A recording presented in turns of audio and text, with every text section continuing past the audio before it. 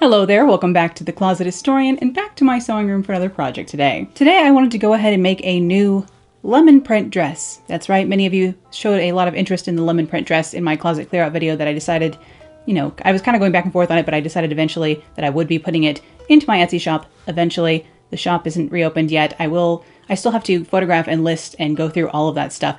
It's going to be a huge task, probably going to take me like a whole week, and I just don't have a whole week in my schedule right now, funny enough. But before I can say goodbye to that other lemon dress, I thought I would go ahead and replace it with a new lemony print dress before I even got rid of the first one. So I have some very fun lemon print fabric to work with today, and I decided to go ahead and try a little bit of a different skirt style for this dress as well. I was inspired mostly by this pattern image I saw online on Pinterest while browsing different sort of mermaid or trumpeted flared skirt styles like this. It's not something I draft often, and it's not something I've shown how to draft before, so I thought it would be a good project to show you all how to do a skirt like this one. So let's jump on over to the blue patterning table of doom as always and get started on this dress. Now for the rest of my dress design here, I decided to go with a rather simple bodice with a higher neckline, shocking for me, but with a little bit of a dip cutout V in the front and a 3/4 length slim set-in sleeve. So we're going to be doing the bodice for this first here, just because we're going to get it out of the way before we get into our different sort of skirt situation. So here's my dress design in general, and of course I'll be starting with my 2-dart basic block bodice here. So I'll need to make a tracing of both the front and back. I am going to be adding a center front seam onto this dress as well, or at least through the bodice, because the skirt pattern I'm mimicking from the 1950s did have a center front seam down the skirt, and I just felt it would make more sense if I had one on the bodice as well. Plus, I didn't have a ton of fabric to work with, and so it was going to be easier for me just in case I needed to cut these two pieces off of like weirdly shaped scraps if there was a center front seam and I didn't have to rely on cutting it on the fold if I couldn't. But I'm just tracing my darts in there, and I'm just thinking about what do I want to do for this neckline. Kind of do some sort of almost a lower like boat neck, not quite as high as like a boat neck would be, rounded off neckline up here, and then I'm going to bring it down a little bit as well to have a bit of a triangle at the center front. You'll see that in a moment. I'm just thinking about, do I want to have a little cutout here? Yeah, let's do that. Could be fun. Just a little bit of a different shape. Seeing as I tend to make the same thing over and over and over again, I try and add a little bit of variety whenever possible. So go ahead and cut this out. I'm not going to be moving the darts at all. Actually, in general, I won't be moving any darts today. So rare in my sewing. None of my darts are moving. I'm keeping the bodice standard pretty much. The only thing I'm changing is adding that center front seam and then adding this little neckline modification here. So I have my 1/2 inch seam allowance along the center front there and a little cutout V and lower neck. Or widened neck, really. Okay, now I can go ahead and trace a copy of the back pattern as well. Again, nothing is going to change on this except for the neckline. So I'm just going to make sure the neckline of the back pattern matches that new neckline we drew on the front, and that is the only change I'm going to make back here. I'm going to keep the dart right where it is, and here I am just grabbing the front pattern to mark where my neckline comes to at the shoulder, and then I will just even this out. I am raising the neckline a little bit at the center back. That's just because my block pattern is a little bit weirdly low, so I often raise my back neckline like that, a 1/2 inch or so, just because for some reason my block pattern I have it a little bit low. But now that's all I need to do to the back, so I'm going to go ahead and cut that out. Like so. I can go ahead and set my bodice pattern aside. I'm just going to grab a 3/4 length sleeve pattern that I just have in my bag of sleeves. It's drafted just using my normal sleeve pattern that I've shown how to do here on the channel before. It's just, of course, a 3/4 length version and then slightly slimmed through the sides. But it's not like a major modification to the other, like the regular standard block sleeve. But let's get some more paper here so we can start making this skirt pattern. Alright, grabbing my standard block skirt, also known as a pencil skirt, because I use it for both things. A basic block skirt is basically a pencil skirt pattern, so grabbing that, go ahead and trace my front skirt here. Again, I'm going to need room there at the center front, at the bottom of the screen, to add a 1/2 inch seam allowance because the skirt pattern I am trying to kind of mimic here from this vintage pattern does have a center front seam, so we will add one here, and I'm just adding a 1/2 inch seam allowance along the center front. And again, we're going to keep our darts, just like this vintage pattern has its darts still. So I'm going to just draw those in, just be keeping those as normal. And then I kind of have to decide how high I want this flounce to come up. Oh, I am going to extend the skirt 2 inches, by the way. down here. So this is actually going to be 31 inches long. And then from about like the bottom of the hip here to the hem extension I just added on, I'm going to taper this by 1 inch. So I'm just coming in 1 inch just to taper the skirt a little bit. You could taper it more if you wanted to, but do remember, you know, the more you taper your skirt, the less room you're going to have to walk, unless you are bringing this flounce like mid-thigh, I suppose. But if you're keeping the flounce down by the hem, it will give you enough room to walk down there, but your legs won't be able to move very far if you narrow your skirt too much. So I'm just narrowing this a tiny bit. I'll just go ahead and cut this out so we can see what we're working with here. Like so. All right. So I'm going to come down about 22 inches, which is about like the top of my knee is where I want to start this off. And then mark that out to the side so I know kind of exactly where I want that flounce. But this one does peak in the front, so I'm going to come up a little bit further and then just draw a curve. You could do this as a straight line as well. This one on the vintage pattern, it seemed kind of curved, so I went ahead and did a bit of a curve. In fact, the vintage pattern I think is curved even more than this, but this will work. So I'm just going to go ahead and slice my flounce and my skirt apart. Now, of course, anywhere we add a style line like that, we're going to need to add seam allowance in order to be able to sew the two pieces back together later. So I'm going to go ahead and tape this down and add a 1/2 inch of seam allowance to the skirt piece, like so, along that curve, of course.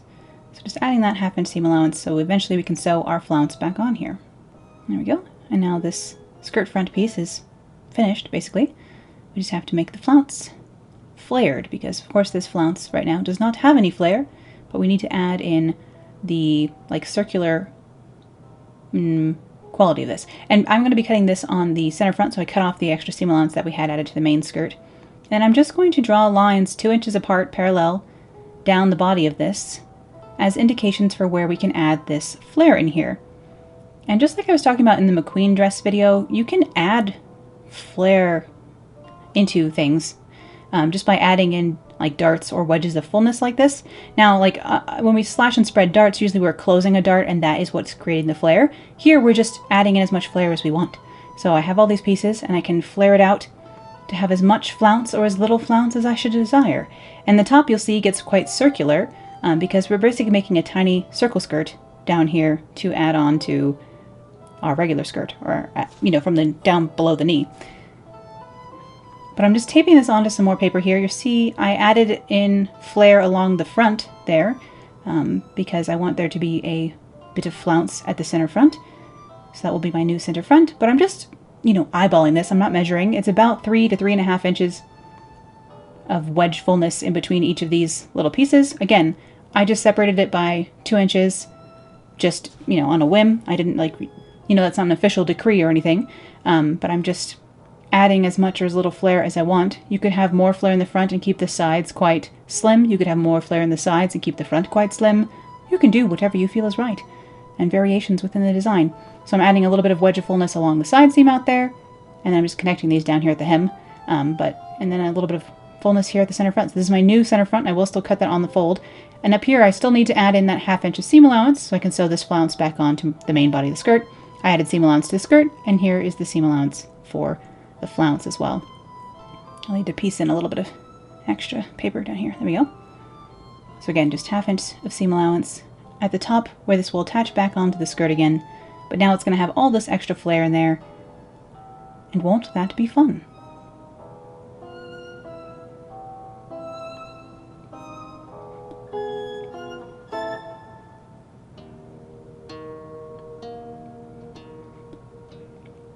Go ahead and cut off my excess paper and nonsense from this. Again, I just sketched in between the little flares down here, the wedges of fullness we've added in to round off my hem.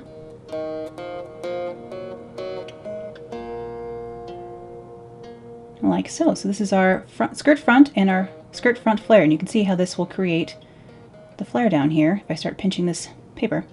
So I can go ahead and label this skirt front, flounce front, or front. I figure, I guess I know that that's the flounce piece. I didn't get very tricky with the labeling today. I was labeling them quickly. Alright, and I have to do the same sort of thing, of course, to the pencil skirt back here. So I'm grabbing my basic block skirt back, and again I will go ahead and trace a center line for that to be based off of here.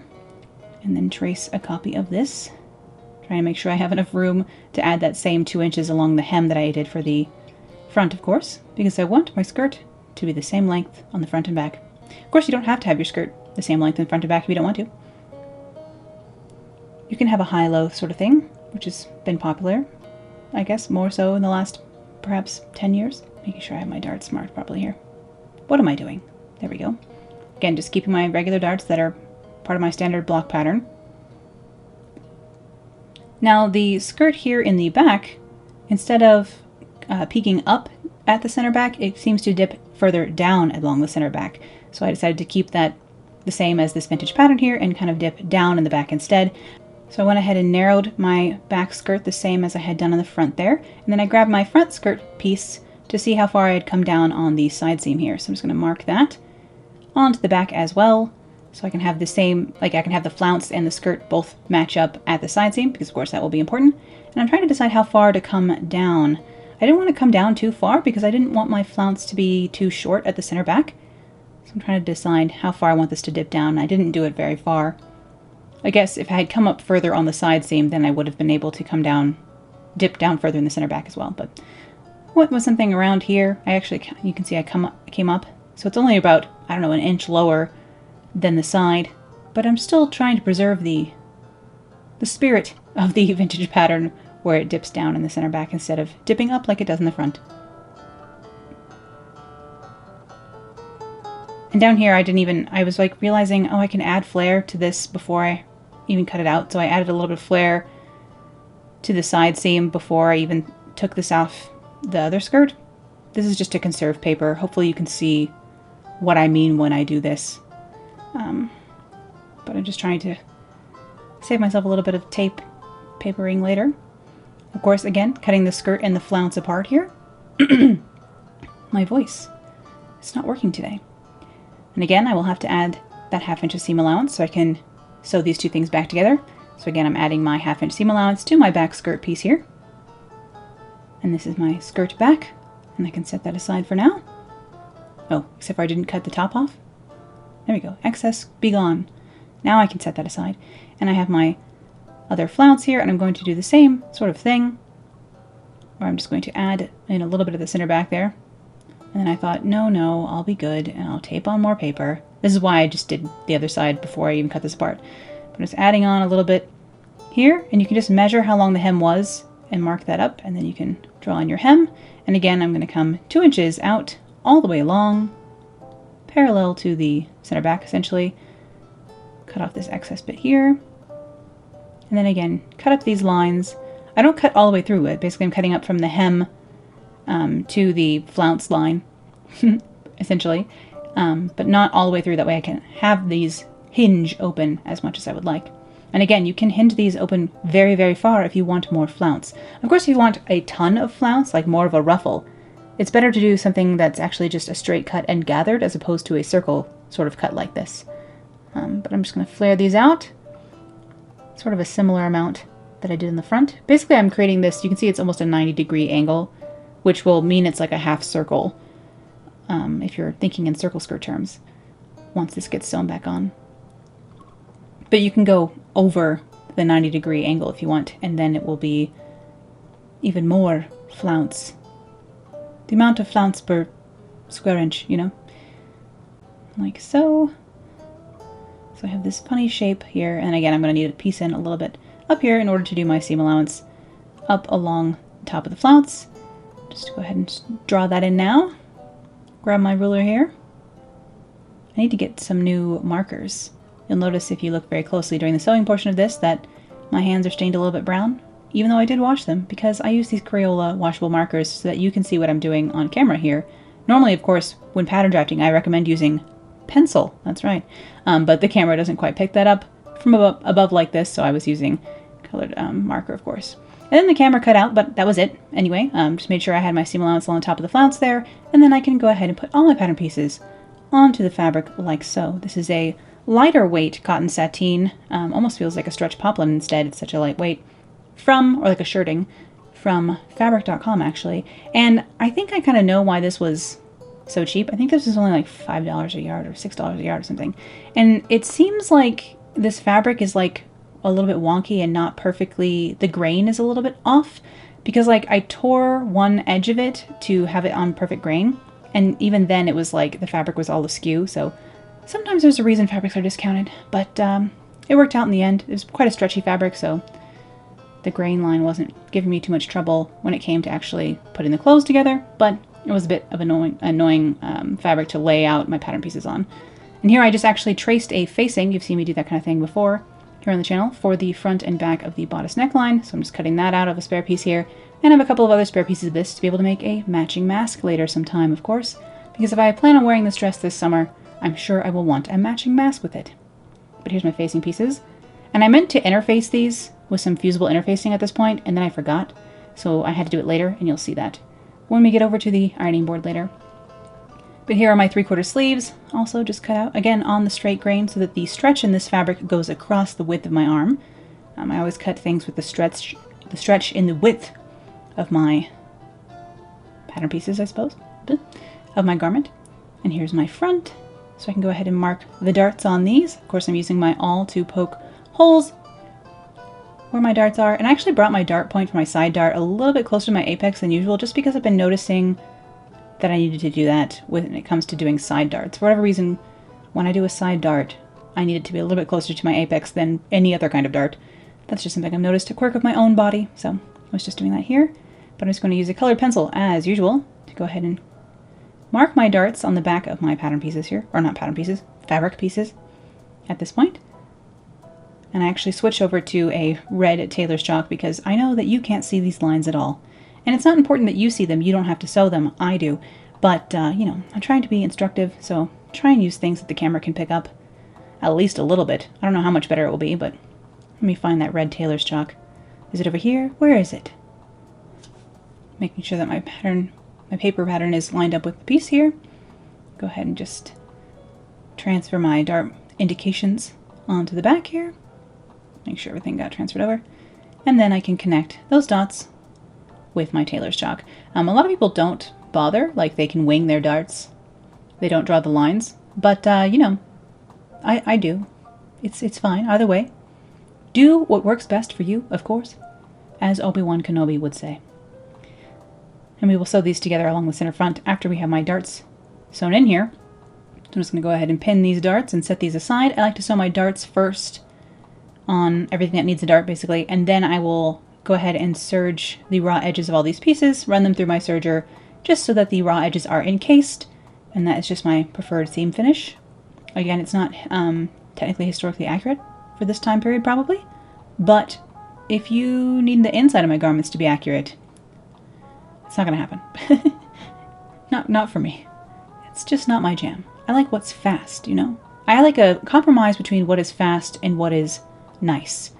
So, not often doing couture level finishing, you know, binding seams or doing French seams instead of regular seams, things like that. That's just too time consuming for me. I'm a lazy human, as we know. Alright. Put my bodice pattern pieces aside. Of course, I still have my darts on my skirt, front and back as well here. So we'll go ahead and transfer those over just the same way. And I don't know if you may have caught this, but I did cut my center front and my center front skirt and my my center front skirt and my center front bodice. I did cut on the fold. I was able to fit them on the fold, even though they have this 1/2 inch seam allowance going on. And then I cut up the fold so that I could sew them back together. But that means that although the pattern isn't perfectly matched, it's like quite close. So the pattern won't be completely off at the center front seam. It was still kind of cut on the fold, and therefore it's mirrored a little bit, or like it almost pieces together. Of course, if you have a ton of fabric, you can cut things so that the pattern matches perfectly along the seam. But alas, that is not something I usually bother with. Every once in a while, when I'm doing like plaids and things, like working with tartans or stripes, then I take extra care. But when I'm working with like a floral, or in this case, a fruit print, I don't often take the time to match my plaid or prints and stuff like that. But I can just go ahead and finish marking and pinning all my darts and setting everything aside. Okay, and here are my flounce pieces as well. Again, this front one was cut on the fold and like intended to be, but you can see how this starts falling into like a gathered looking flounce. It's not gathered, it's circle cut. It's kind of the two ways to do ruffles, is either have them cut circular like this or have it be a ruffle. And of course, I cut the center back and the center front on the fold for those flounce pieces, which we'll see how that comes together later. But here again on my back skirt pieces, more darts, more pinning, etc. And over here on the machine, I can start sewing all those darts. So here I am, darting away. Someone commented last time I was sewing darts that they called me the Queen of Darts, like the Queen of Hearts, and I love that, thank you. Queen of Darts. We are all queens of darts when it comes to mid-century sewing, because there are so many to be done. And if they intimidate you at all as a beginning seamstress, just know that you will be sewing a billion of them, and therefore, before long, they will be second nature, like they are to me. So no worries. Do a couple of practice ones. You'll be here in no time. I'm just starting again at the large end of the dart and sewing down off the edge of the point and then tying the point closed. As you can see here. I'll do one slow in just a minute here so you can get an idea if you are new to darts or new to this channel, because if you're not new here, then you've seen me sew many a dart. Alright, so I'm starting at the top of the dart here, stitching along the chalk line that I left myself so that I could do this, without having to guess. And then off the very end here, I'm just kind of curving off the edge a tiny bit. I'm using a very small stitch length for this, like 15 stitches per inch. And then I just tie these two little ends gently down to the surface of the fabric. I'm a little bit off camera here. And then I just gently tie these off a few times, a few knots, down to the edge of the fabric, cut off the excess thread at the top of the dart as well, and then keep sewing the rest of the darts. More and more darts.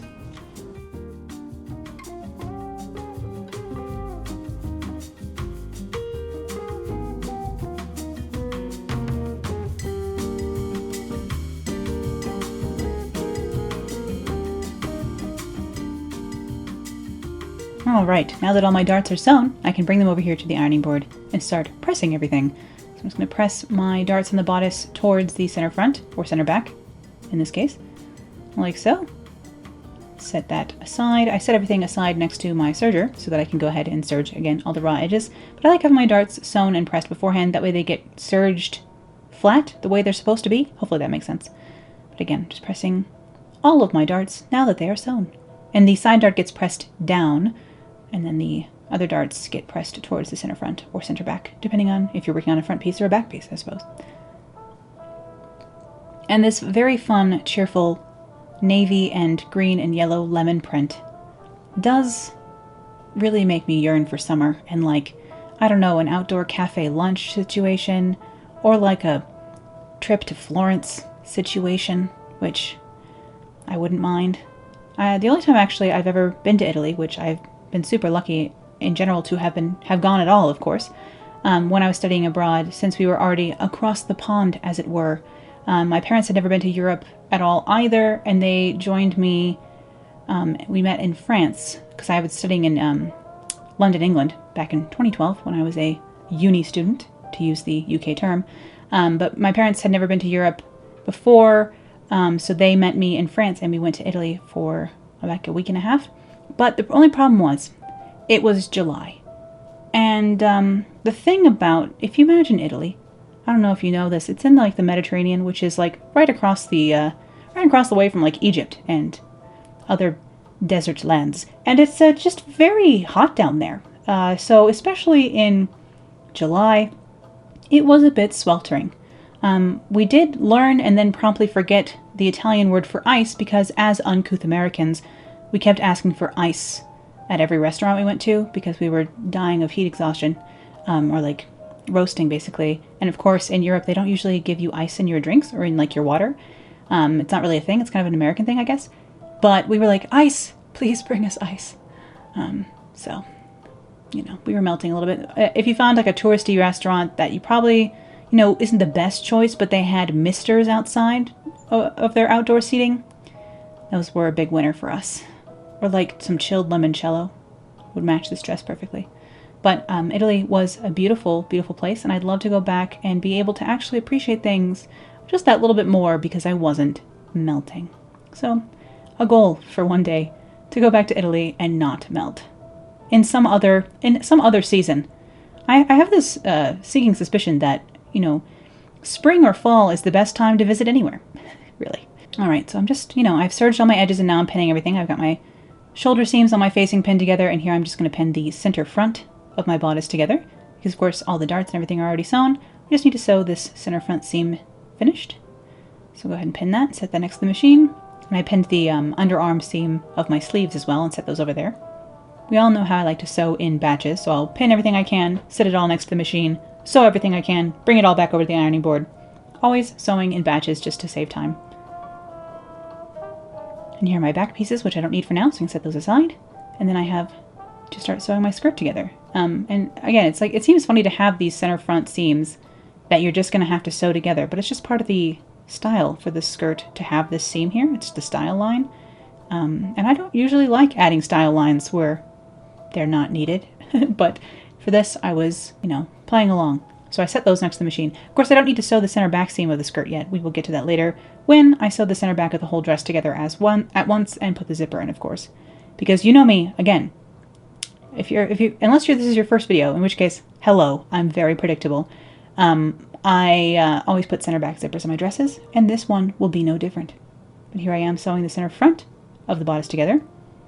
Can set that aside. If any of you watching / listening to this are from Italy, you should tell me what your favorite place in Italy is and where I should, well, actually, if you visited at all, you should let me know what your favorite place in Italy is that I should hit up next time I'm there. I've never been to Milan or Venice. I went to Florence and Rome the one time I visited. Technically, like way back, many generations back, I am Italian myself. My name is Bianca Esposito, which sounds quite Italian. And my dad has a very Italian name, because his name is Anthony Caesar Esposito, which you can really tell the Italian-American showing there. So technically it's like the land of my ancestors before they immigrated to the United States, of course, back in the turn of the century. But I think part of my family is actually from Naples, which I've never been down there.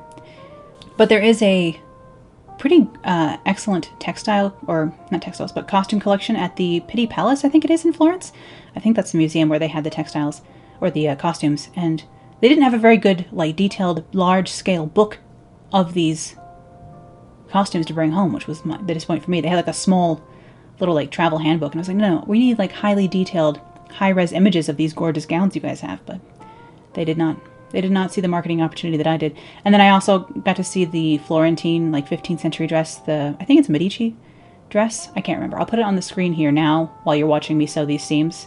But it's this, like, dress that was pulled, I believe, not to be gross, but off of the body of the person from their burial. But we don't have very many examples of dresses from this time period, so it is an important, highly important historic document of how clothes were put together at this time. So I guess they felt that desecrating someone's burial was worth it, But that's fine. They have been gone a long time. And if you're like me and a science-based person, I doubt that they were there anymore, you know what I mean? We're going to take the dress. But it's extremely fragile and kept in very low light room. But it was like almost a religious, speaking of being a sciencey-based person, this was almost like a religious experience for me going to visit this very old Florentine dress that is famous for being one of the only examples of its time. But here I am realizing, I wanted to interface this facing and I forgot.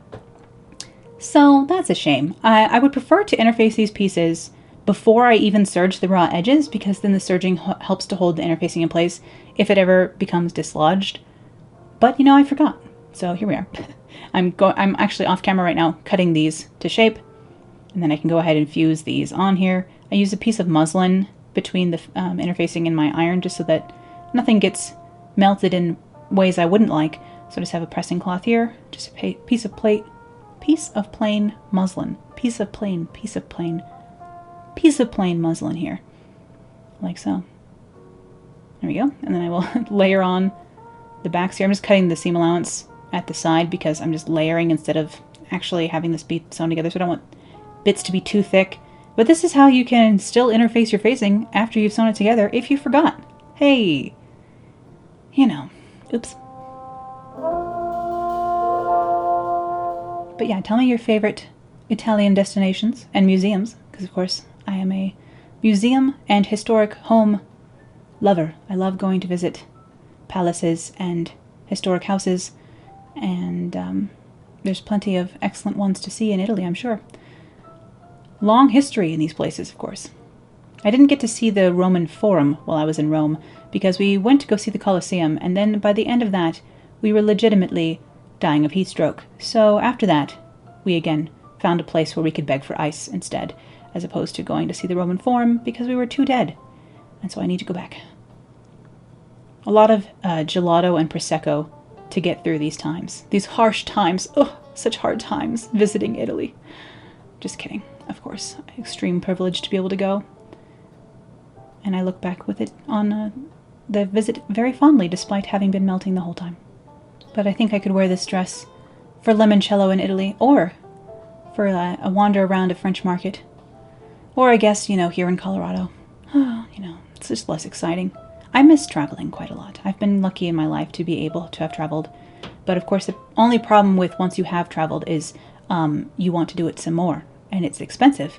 And sometimes there's a plague. So, that's a bummer. For a time, actually, a friend of mine lived in Egypt. And I would have loved to have been able to visit Cairo while she lived there, because then she could have given me a tour around all the things. But alas, she no longer lives there. I've missed my opportunity. I mean, not that I wouldn't go to Egypt without her sometime in the future, but it was my golden opportunity to visit Egypt was while my friend was living there, and I could have stayed with her for free, aka the best price. But at the time, I did not have any extra income to save up to do something like that, unfortunately. If you guys could take a vacation this summer, because I know most of us will not be able to for either both economic and or plague reasons, do let me know where you would most like to go in the comments. My top travel destinations right now are actually probably Japan, because I've never been anywhere in Asia, but I'd love to go to Japan, and then back to London, because the thing is, as much as I've been prattling on about how Italy was nice, London is my favorite place. Not that it's sunny and limoncello weather there, is it? Well, I mean, occasionally, but not often. Again, I'm just pinning and sewing all the things together. Basically, we sewed all the center front seams, and now we're sewing all the side seams. So the side seams of the skirt pieces. So the only thing on the skirt that's still open is the bottom flounce area and the center back. And then we're sewing the shoulder seams and side seams on the bodice now as well. And then I just need to put a little bit of gathering into this top of the sleeve caps on my sleeves, which you'll see how that comes into play. I just put one line of gathering up there. You could put two if you're really concerned about the gathering being even, but I find that one is enough just to gather the ease in the top of a sleeve cap to be able to set in the sleeves. And look at me again, setting in a sleeve again, and doing a 3/4 sleeve again, using the exact same sleeve pattern. I believe it's the last dress I made here on the channel. Was the leopard print dress the last dress I made? I don't remember. It all starts to blend together. Every day is the same during this panini, okay? The only thing that changes is what I'm sewing,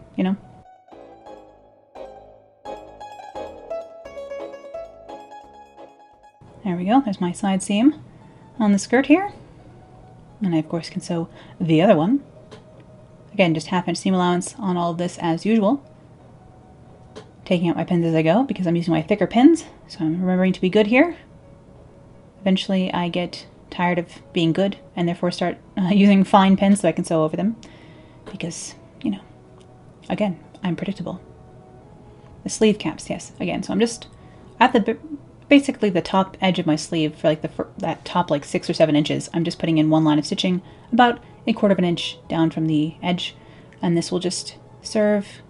And I'm using a large stitch length for this, a basting length stitch. You could baste these by hand too if you wanted to, but I'm just using the largest stitch length on my machine, so I can gather those sleeve tops and set them into the bodice. Okay, go ahead and press open my side seams, including on the pencil skirt here. They're curved at the top, so it's easier to press them over a tailor's ham like this. I feel like I'm doing a bad job of talking about the sewing this time, and have been rambling on about other things instead. Apologies. I'm really happy to see that a lot of you liked the last video, the catalogs video. That's what I used to call, when I used to post the scans on my blog, back in the day when I used to update my blog, which I really don't do anymore. I used to call the posts cataloging catalogs, so you know how I love an alliteration. It's true. So I'm glad you all seem to enjoy that last one because, of course, I do have a bunch of these catalogs that we could go through and investigate the different styles within. And I was actually randomly, because I was looking at and thinking about those lovely dark floral rayons that they had in the 1940s. So lovely. I randomly checked one of my secret sources for rayon crepe. Every once in a while, there's this Etsy shop that I follow or like keep track of over on Etsy. It's a shop called Stevie Saint Fabrics. So feel free to accidentally end up over there later. I'm an enabler. But they happen to have two dark, like black background with floral prints, very 1940s looking rayon crepes in stock. So I may have picked up some because, of course, a lot of you wanted to see those dresses being made. So I've bought some dark floral print rayon crepe, and hopefully we can soon recreate one of those dresses we were looking at in the Wards catalog last time. Because I do agree it would be very fun, and I would love to have those dresses, so I will go ahead and make one. But here I am just pinning my facing right side together to my dress here along the little notched neckline that I have created here. But again, I'm just matching up the center front first, the side seams next, and then the rest of the curve here. Just matching my facing up to the neckline, and then I will just sew this with a 1/2 inch seam allowance as usual. But you really can create any shape of neckline with a facing like this. You could do something scalloped, you can do sweetheart necklines, you can do simple things, you can do V-necks, you can do crew neck things, you can do almost anything. And just finish it with a facing like this. So this is just a little variation with a little notch here in front. And I actually want to give myself a guide here just because this is quite an angle at the tip of this V. So I'm actually going to take a colored pencil and I'm going to use my ruler here and just draw in a 1/2 inch from the edge so I know where the point needs to be.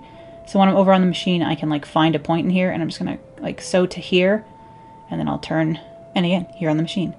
Sewing from the back here, sewing my facing on to the bodice.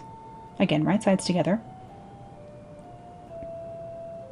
I actually love lemon flavored things also. I love like I like limoncello or lemon martini. Heck yes. But my mom made like a lemon shortbread topped tart thing. It was from a box from Trader Joe's, this like lemon bar thing. Those were really good. I don't tend to like, the only time I don't like lemon things is when they've like used too much egg with it. So like sometimes lemon meringue-ish things. I don't want it to taste like eggs. Like, cause then I'm like, am I having a dessert or a quiche? And like, I like to keep those things separate, you know? I like both quiche and a dessert, but not together. Which is why I don't like, I guess, custards much, personally. Fun fact about me. But when it comes to like lemon cookies or like a lemon macaroon or a lemon sorbet, I am here for it. Or actually lemon savory things as well. Like I love a lemon pasta. Ooh, heck yes. All right, so I'm just sewing to that point, making sure it's in the center of my, what I'm doing here is checking to see if that needle is kind of in the center of where the center front seam is, which I'm doing a bad job of checking that because it's actually not here. It's a tiny bit off, but no one will ever know except for me, you know.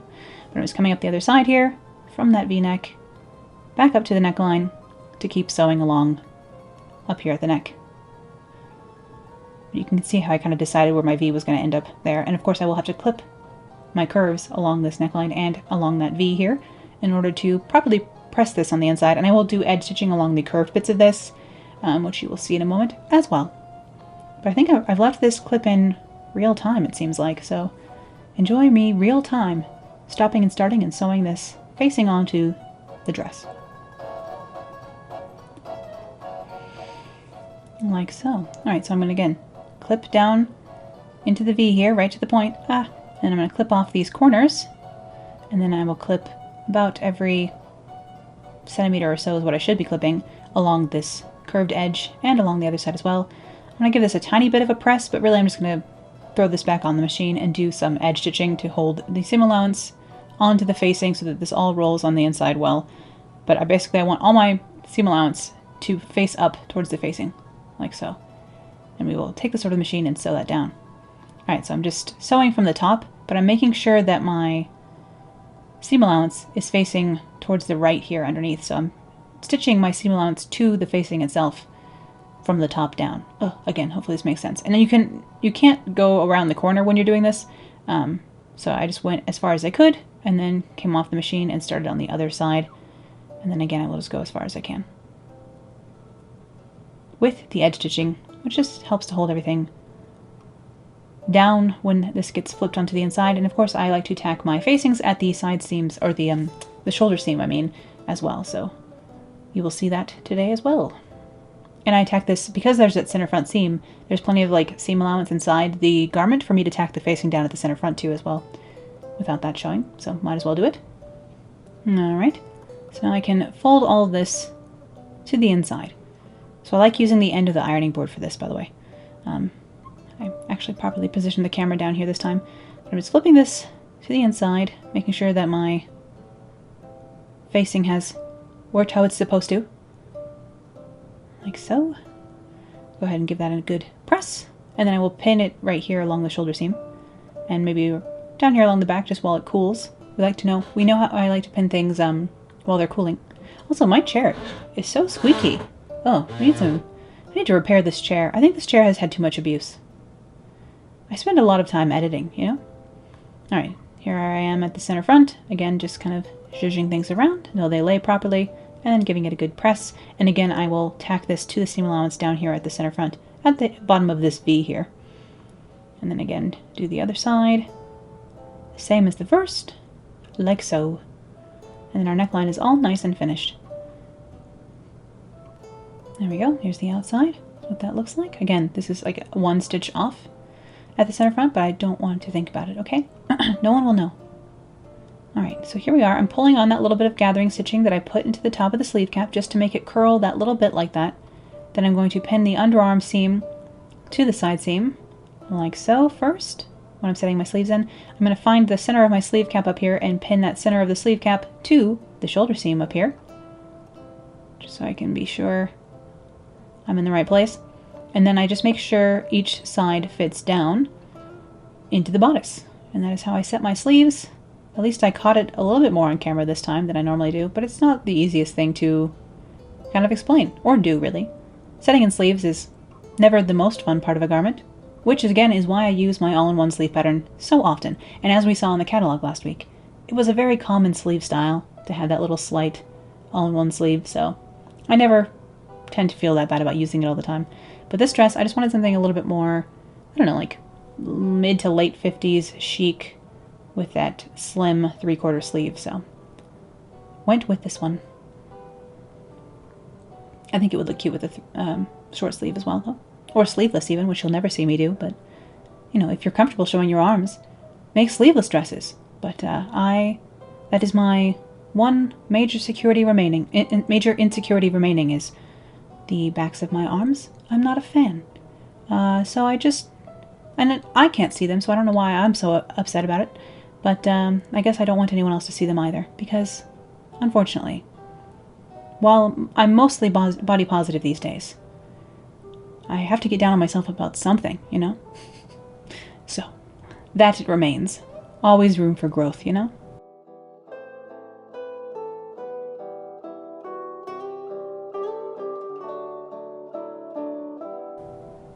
Good to go. Sleeve is in the garment. Magnifique. Or whatever the Italian would be. Bellissimo? I don't know. My Italian is non-existent. I can't even remember the word for ice, even after having asked every waiter in Rome what it was. I don't remember, unfortunately. If any of you remember the dress I made here on the channel, or rather remade on the channel, several times honestly, the copying a 1980s does 40s dress, I'll put a card up to this dress here, or this video here. But that dress, actually, I was wearing it and the zipper split apart and broke while I was on a tour bus in Pisa, Italy during this Italy trip. We were on like a hop-on, hop-off tour bus around Pisa, Italy, and that dress gave out on me. So rude. Just trying to wear a sundress on a nice day in Pisa, and by nice I mean sweltering, you know?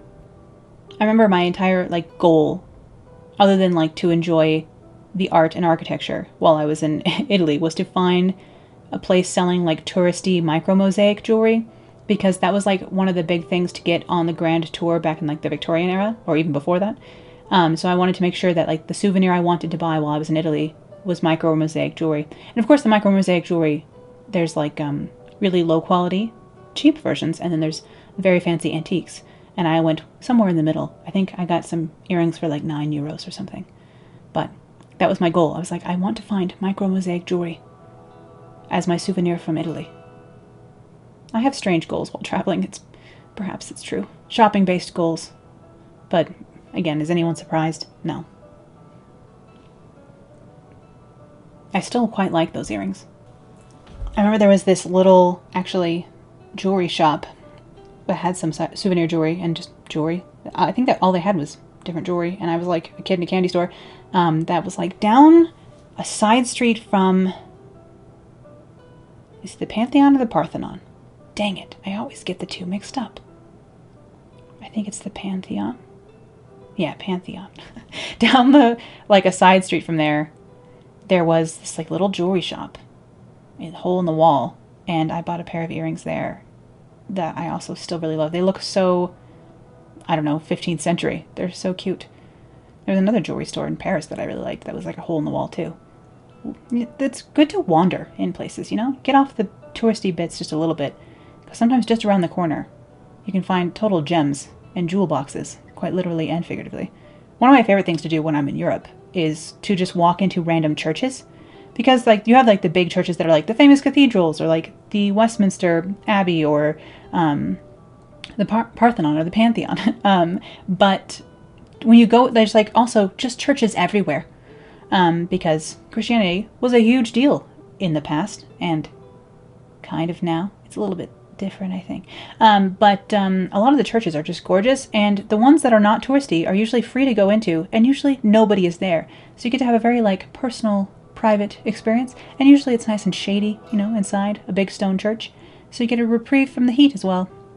Alright, here I am, sewing my center back of my dress shut, like I like to do, in order to put in my lapped zipper. So I like to sew the center back of my dresses shut entirely. This is using a basting length stitch here, 7 stitches per inch, the highest my machine goes, all the way down to these double pins here. This double pin indicates where my zipper will end, and then from the double pins to the hem, I will sew with a regular stitch length, so going back down to 15 stitches per inch or something, and I will sew the rest of the seam normally. You'll notice we still haven't gotten to our flounce yet. We're doing it last.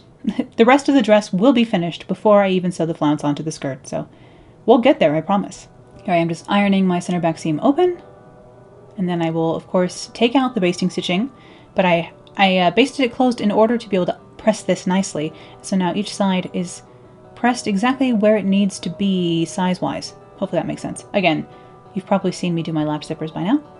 A little bit of a different technique than is usually recommended, but again, I follow my own advice of doing what works best for me and doing that alone, basically. But now I'm just taking my basting stitching out, and then I can go ahead and turn my dress right side out, and now I have this nice pressed edge on the right hand side of my right hand side of the back of my dress. I'm all turned around, and I can basically pin this nice folded edge right next to the zipper teeth, all down the length of my zipper here. And then we can switch to a zipper foot over here on the machine. Just doing that real quickly here. And then I will sew that nice folded edge down to the zipper tip itself. For some reason my zipper foot was like closed super tightly, so I couldn't undo it. But here we are. Again, just riding right along the zipper teeth and stitching this down to the zipper tape itself.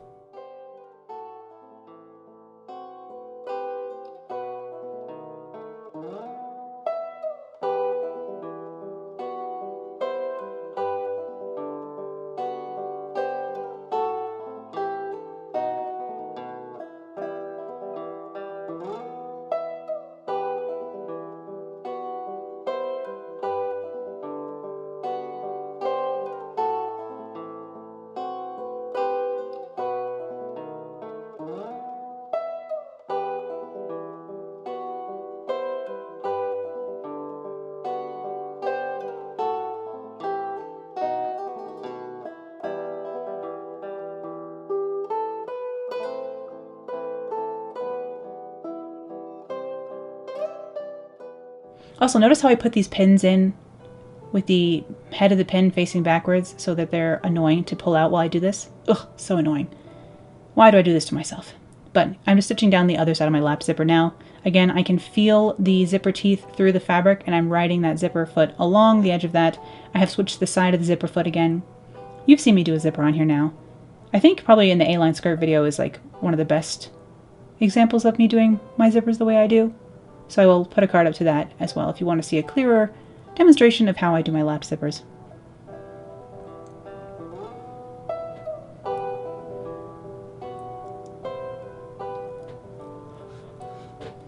Okay, so zipper is in. I can go ahead and fold my facing down along the inside of my zipper and just pin that for now. Of course, I will have to stitch this down along the inside later, and then put a hook and eye down here at the center back as well. And then I have to hem my sleeves still. I haven't done that yet, but I'm just going to actually turn these up a ½ inch and then long and short stitch them down, which I'll show you later. But we need to start dealing with the flounce, because this dress is nearly finished, but we don't have its flounce on yet. But this doesn't have a center front or center back seam, so I want to kind of finish the dress entirely before I put this on. But here I have to sew the side seams in my flounce, so that's what I'm going to do next. So I'm just going to go ahead and lay my side seams on top of one another, of course. I have my back flounce on the top here, on top of my front flounce. Doesn't make any difference. But I'll just sew the side seams of both of these. Switch back to my regular presser foot over here on the machine, because I still have the zipper foot on there. But just sew this with my ½ inch seam allowance, of course. Both sides real fast here. Even faster because, of course, this footage is sped up. Lickety split fast.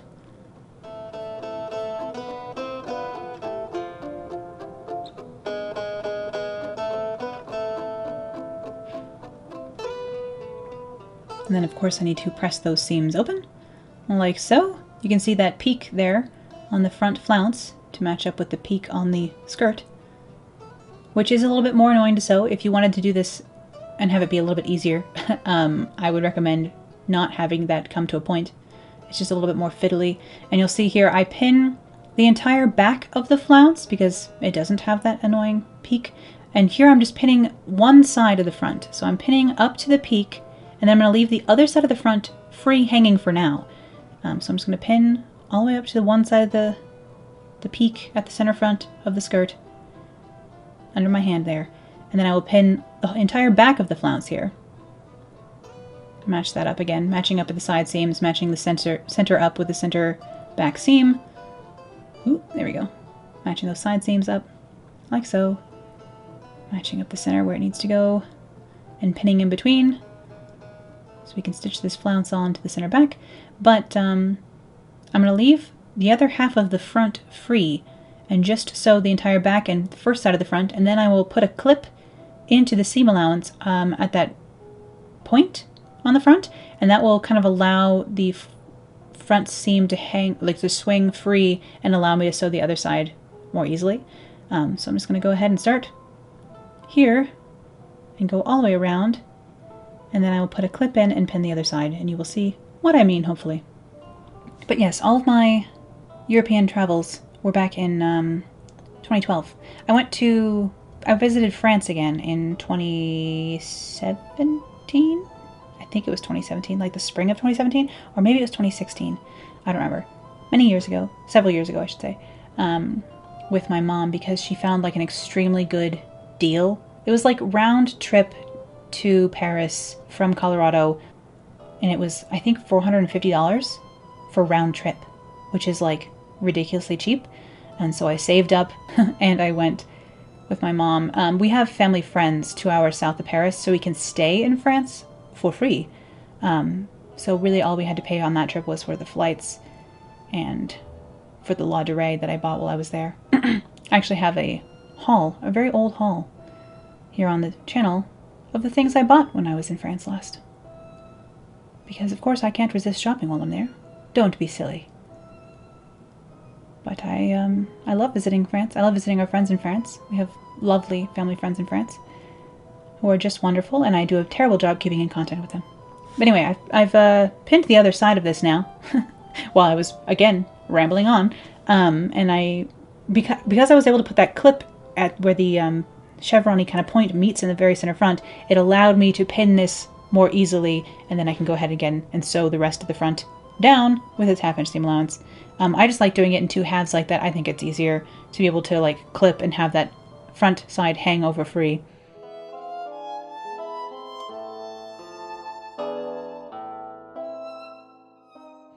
And so here you can see what this looks like with the flounce on and that pointed seam in the front there.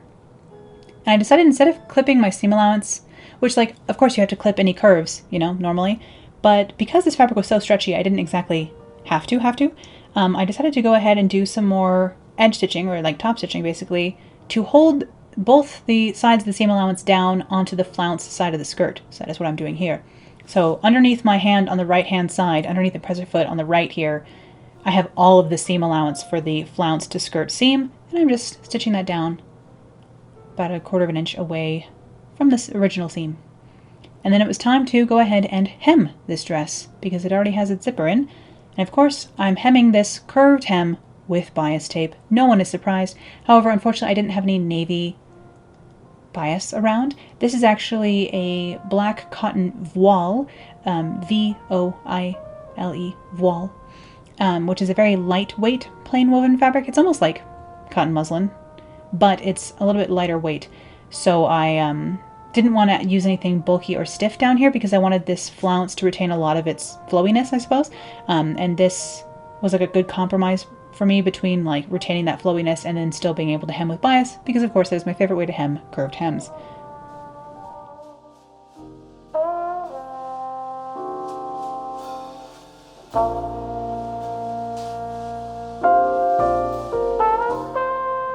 There we go, and I can go ahead and, now that that's stitched on, fold it nice and flat on the inside. You can see why bias is so nice for hemming curves, just because the 45-degree angle of the bias itself is able to stretch along the larger curved edge and shrink along the shorter curved edge in here. So I'm going to go ahead and just press this flat on the inside, pin it down, and then I will of course hand stitch this hem. Like so, over here at my computer desk, on my mouse pad, I'm just taking like centimeter long stitches up into the fold of the bias tape and then tiny little like 1 or 2 millimeter length stitches into the actual fabric of the skirt itself, and then up into the fold of the bias, down into this skirt, all the way along. And it is, you know, quite a large circular hem here, even though the rest of the dress like hangs with like a pencil skirt kind of shape down here. It's quite a large hem, but we're completely smooth on the outside. And then again, the last thing I had to do for this, other than sew on a hook and eye, which I don't show, I know, sorry. I figured you can work that out, yeah? You can. I know you can. But I'm just, again, doing like a long and short stitch, about 1/2 inch folded up here along my sleeve hems, because that was all that I had left to do here, was hem my sleeves. And then my lovely new, let's visit Florence, except for that we can't because of the panini dress is finished.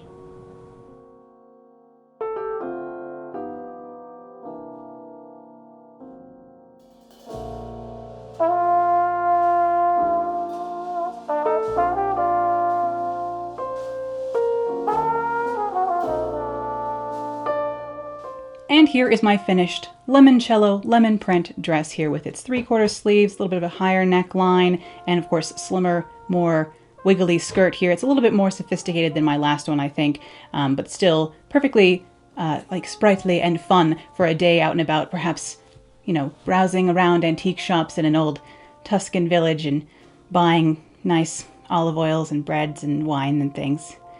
I just really miss traveling. I don't know if you can tell. But although I might not be able to take this dress to Italy this summer, maybe I'll be able to at least wear it out and about. Here's hoping. I hope you all enjoyed seeing how this style of skirt can be drafted. Of course, there are many different options for a more mermaid or flounced skirt like this, and this is just one to perhaps have in your arsenal. Thank you all, as always, for watching this video today, and I will see you again here real soon. Bye.